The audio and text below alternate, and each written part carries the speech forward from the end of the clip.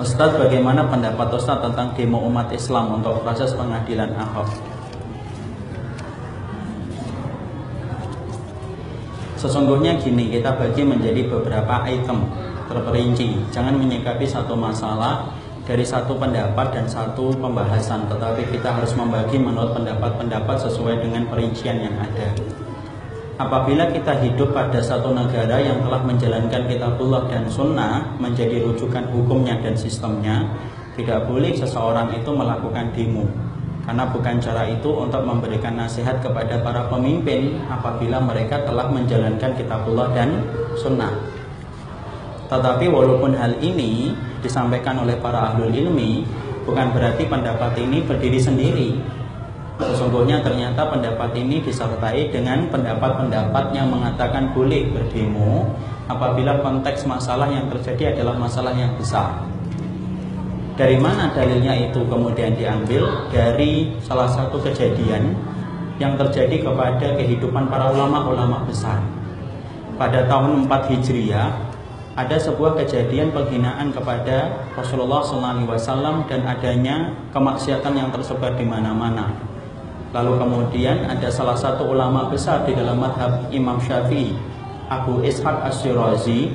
Itu kemudian beliau mengadakan demonstrasi, mengajak seluruh komponen masyarakat untuk menyampaikan keberatan mereka terhadap praktek kemaksiatan yang menyebar, dan kemudian mereka meminta supaya kemaksiatan itu ditutup dan tidak diberikan kembali akses dan tidak diberikan fasilitas. Dan sesungguhnya demo itu dilakukan oleh seorang ulama besar dalam madhabnya Imam Syafi'i, Abu Ishaq Ash-Shirazi. Keterangan ini mampu kita rujuk dalam kitabnya Imam Ibnu Qayyim, di mana beliau menyampaikan tentang masalah ini dan mengabadikan kisah ini. Dan kisah ini pun kemudian terulang kembali pada zaman Imam Ibnu Taimiyah rahimahullah ta'ala. Ada seseorang kafir yang menghujat Rasulullah, namanya Asaf kalau tidak salah. Maka kemudian Imam Ibnu Taimiyah bersama dengan Ibnu Faruqi, dua ulama besar, mendatangi penguasa untuk menyatakan kecemburuan mereka ketika mendapati Nabi yang mereka cintai itu dihujat. Maka kemudian karena para umat itu melihat Imam Ibnu Taimiyah rahimahullahu ta'ala dan Ibnu Faruqi itu menyatakan keberatannya kepada para penguasa, maka kemudian akhirnya penguasa itu berkata, gara-gara kalian berdua ini, umat ini menjadi cemburu dan menjadi marah atas perbuatan Asaf ini. Maka akhirnya Imam Ibnu Taimiyah dipenjara bersama dengan Ibnu Faruqi. Tapi kemudian akhirnya keberatan yang disampaikan oleh Ibnu Taimiyah bersama para pengikutnya menjadikan Asaf ini ketakutan dan akhirnya dia masuk Islam. Maka kemudian sampai ketika dia sudah masuk Islam, dia berusaha untuk meninggalkan kaum muslimin karena dia ketakutan dengan ancaman yang ada. Maka kemudian di tengah perjalanan dia ditemui oleh seorang muslim, dibunuh. Sampai lahirlah kitab yang disusun oleh Imam Ibnu Taimiyah, As-Sarimil Maslul ala Syatimir Rasul, pedang terhunus bagi orang yang berani untuk mencela Nabi SAW. Perbuatan ketika dibunuhnya Asaf tidak diingkari oleh Imam Ibnu Taimiyah rahimahullahu ta'ala. Dua kejadian ini menjadi rujukan bahwasanya diperbolehkan seseorang itu untuk melakukan demo selama ada kemaslahatan besar yang terjadi dengan adanya itu.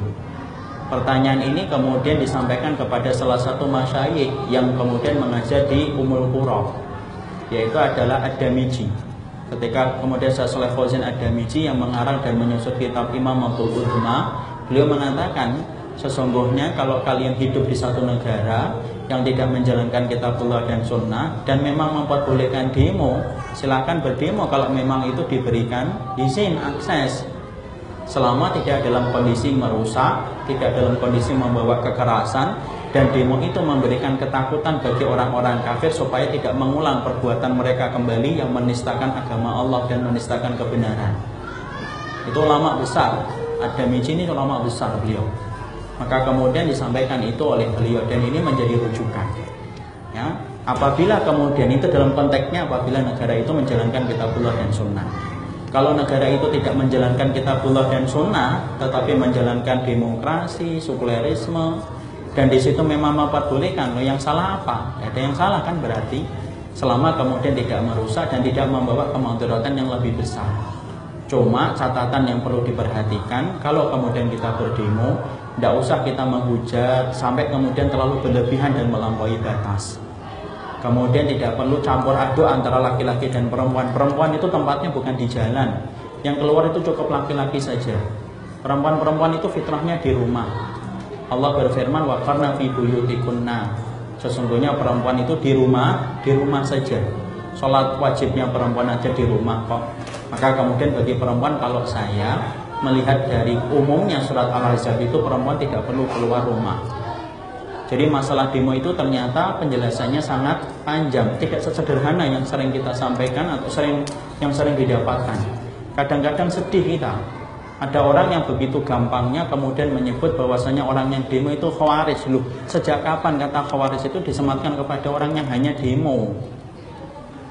Itu terlalu terlalu berani memvonis orang tanpa menakar pertimbangan ilmunya.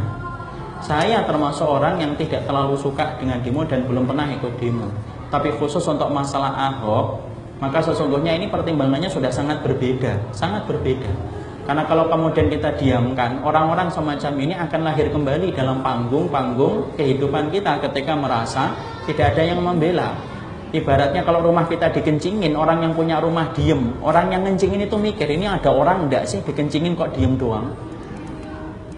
Jadi kemudian harus menunjukkan apa yang bisa menggetarkan musuh-musuhnya Allah itu bagaimana. Dengan catatan tadi, tidak ada ikhtilat, tidak ada pengerusakan, tidak dengan kekerasan, tidak menghujat berlebihan. Memberikan kekuatan bahwasanya kita ada siap untuk membela kalimat Allah dan siap untuk membela kalimat Rasulullah SAW. Jadi tidak sesederhana langsung mengatakan itu bukan sunnah.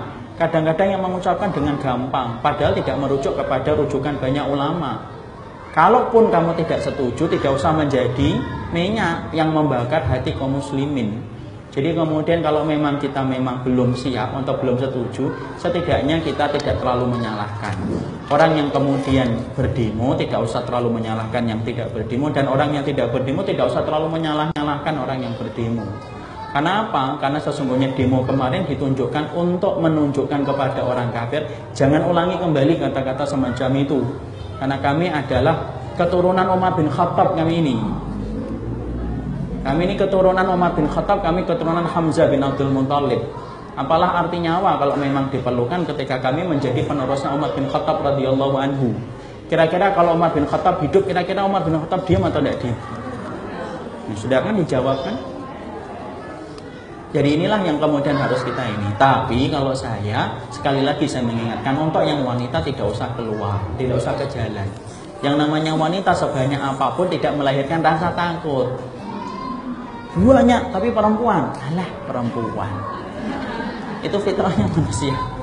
Jadi wanita harus ngapain Ustaz? Para wanita mereka berdiam diri di dalam rumah membantu. Ya kalau memang kita pengen bantu, buat masakan Padang bagi orang yang sedang di jalan, buat es teh manis kan enak. Jadi tidak perlu keluar dari rumah karena fitrahnya wanita itu di dalam rumah. Jadi apa yang disampaikan oleh Abu Ishaq Ash-Shirazi kemudian oleh Imam Ibnu Taimiyah ini mampu menjadi rujukan kita supaya tidak gampang-gampang menyalahkan gitu loh. Jangan gampang-gampang menyalahkan, apalagi dengan model kopas. Jadi kemudian dari orang-orang yang kita tidak tahu keilmuannya itu mana. Ya. Jadi kemudian Islam itu harus berdasarkan kepada rujukan ilmu dan saling menghormati perbedaan yang terjadi di antara para ulama. Wallahu a'lam bishawab. Bagaimana proses pengadilan Ahok, Ustaz? Ya harus kita teruskan terus. Selama kita mampu tunjukkan dengan kita mengisi petisi, isi petisi. Selama kita mampu menunjukkan dengan tulisan, kita tunjukkan dengan tulisan. Allah itu paling marah kalau ada orang yang dia sholih, tapi dia wajahnya tidak pernah berubah merah karena marahnya karena Allah. Makanya Imam Ibnu Qayyim dalam kitabnya Ad-Da'u wad-Dawa menyebutkan, Allah itu memerintahkan kepada dua malaikat untuk mengadab satu kampung. Malaikat yang turun itu mereka mendapati ada orang yang sedang beribadah sholat saking khusyuknya. Kembali para malaikat itu kembali kepada Allah menyampaikan, ya Allah, di antara kampung yang engkau perintahkan kami untuk menyiksanya ternyata ada orang yang beribadah kepadamu dengan khusyuknya. Allah justru berkata apa? Adzib wa adzib minhuma. Kamu siksa kampung itu dan kamu mulai dari orang yang ibadah itu. Kenapa? Karena wajahnya tidak pernah berubah merah karena kemarahan ketika kemaksiatan dijalankan di sekitarnya. Itu namanya rasa cemburu, ghirah.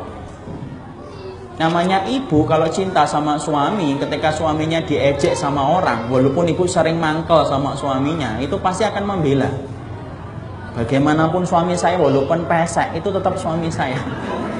Itu namanya ghirah, itu namanya ghirah, cemburu karena Allah. Sama kalau kita betul-betul cinta sama Allah, maka ketika aturan Allah dilecehkan dan kemudian dihinakan, maka kita itu pasti refleks marah. Kalau tidak punya marah, justru mati hatinya, dan itulah yang menyebabkan Buya Hamka mengatakan dikafani saja itu orang semacam itu. Kenapa? Tidak punya lagi iman di dalam hatinya. Ya, tentunya meluapkan kemarahan itu dengan bimbingan syar'i. Ya. Jadi kita teruskan Ustaz, kita teruskan terus, apapun kita teruskan, yang mampu kita teruskan, walaupun dengan ngisi petisi, menunjukkan suara, membuat poster. Ini kita akan teruskan, sampaikan terus, supaya kemudian mereka tahu kamilah keturunan Umar bin Khattab. Ibu-ibu yang ngomong, kamilah keturunan Ibunda Khonsa, kamilah keturunan Ibunda Nusaibah. Wanita-wanita pemberani di dalam Islam yang tidak rela ketika aturan Allah itu dihujat dan dilecehkan. Kenapa? Itulah harga iman yang kami miliki. Ya, Allah alam bisawab.